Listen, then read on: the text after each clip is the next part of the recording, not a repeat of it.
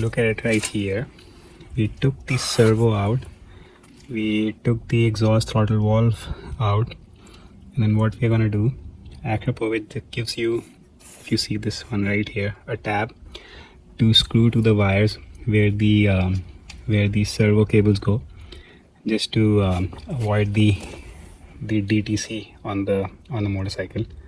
So we are just going to do that.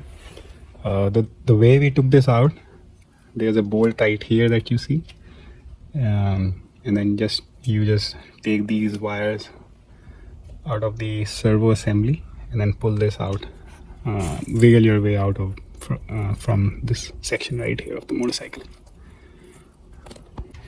Okay, if you see right here, this is the servo. Now we have eliminated all the cables and we have taken the top bracket off the servo, and we are installing the Akrapovic bypass kit. So this thing goes right here. This bracket hole has to match this one, and then we install this plate on the top and then close it.